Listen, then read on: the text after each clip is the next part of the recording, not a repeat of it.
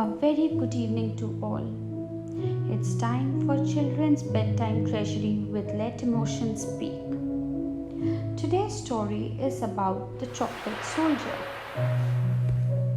In the window of Mrs. Brown's sweet shop, there stood a chocolate soldier. He had chocolate ears, chocolate eyebrows, and a curly chocolate mustache of which he was particularly proud. But best of all, he loved his shiny foil uniform with its braid on the shoulders and cuffs and smart red stripes down each leg. All day long, the chocolate soldier stood to attention on a shelf in the window, staring straight ahead out in the street. Standing next to him on the shelf were more chocolate soldiers, and beyond them he could see some sugar mice and a twist of licorice bootlaces. It was summertime, and the sun shone through the window of the sweet shop. At first, the chocolate soldier felt pleasantly warm. Then he started to feel uncomfortably hot. Next, he began to feel most peculiar indeed. His chocolate mustache was wilting and his arms were dripping. Soon he was completely melted, and before he knew it, he had slipped out through a hole in the silver foil shoe and was pouring off the shelf and out into the street. Down the street he poured. "Stop! Help!" he shouted, but nobody heard his cries. Now he could hear the sound of gushing water, and to his horror, he could see he was heading for a stream at the bottom of the street. "Help me! I can't swim! I'm going to drown!" the chocolate soldier cried as he plunged into the cold running water. But now something very strange was happening. He found he could swim quite easily.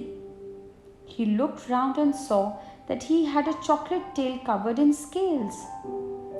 He looked down at his arms, but there was a pair of fins instead. The cold water had hardened him into the shape of a chocolate fish. The chocolate soldier was carried downstream, and after a while the stream broadened out and became a river. He realized that he would soon be carried out to the sea. "Whatever shall I do?"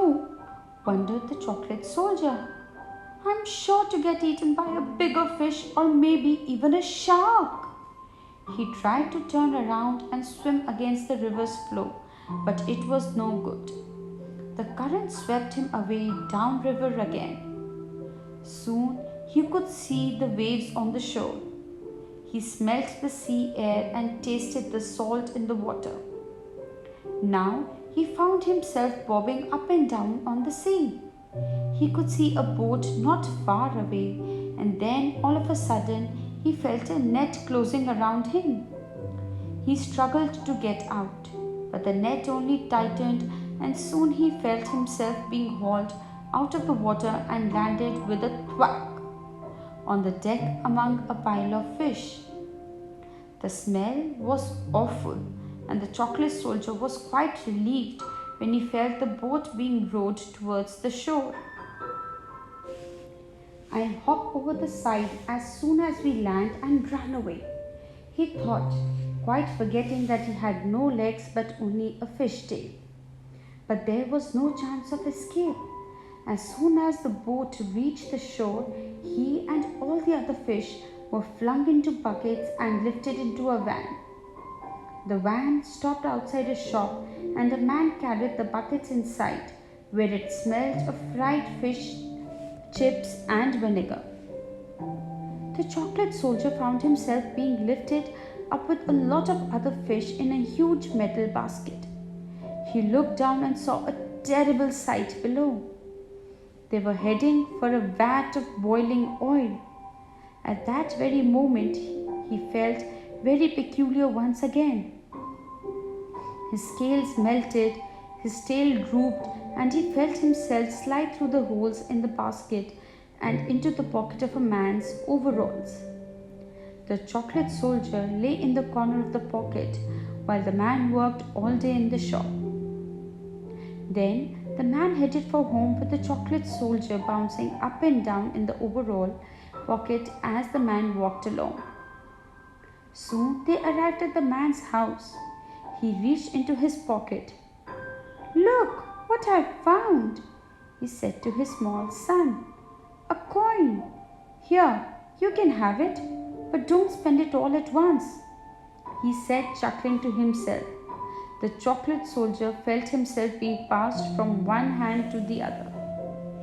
"So now I've hardened into the shape of a chocolate coin," he thought, "and I'm going to be eaten by the boy?" But to his surprise, he found himself being slipped into the boy's pocket.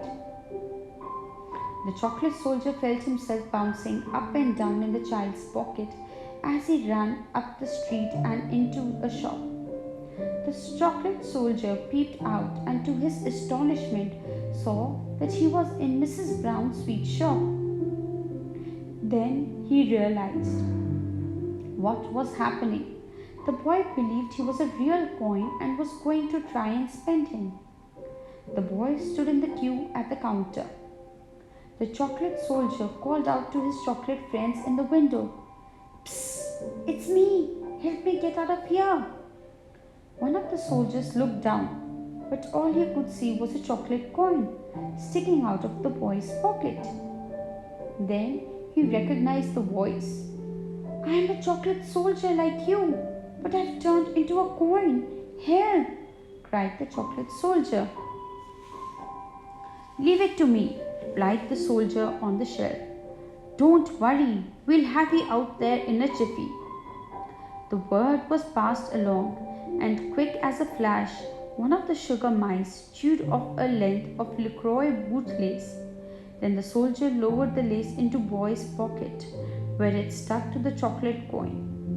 Carefully, the soldiers hauled the coin up to the shelf. The chocolate soldier was delighted to find his foil uniform was still there on the shelf, just where it had been before. All the effort of getting onto the shelf had made him quite warm, and he found he could slip quite easily back through the hole in the shoe and into his uniform again. "I'd like a chocolate soldier," said the boy to Mrs. Brown. But when he reached in his pocket, the coin had gone. "Never mind," said kind Mrs. Brown. "I'll let you have one anyway."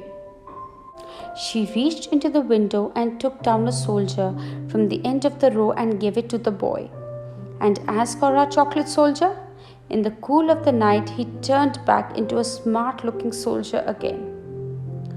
So kids, how did you find the story? Do tell me in the comments below, and don't forget to like the story, share the story and subscribe to my page.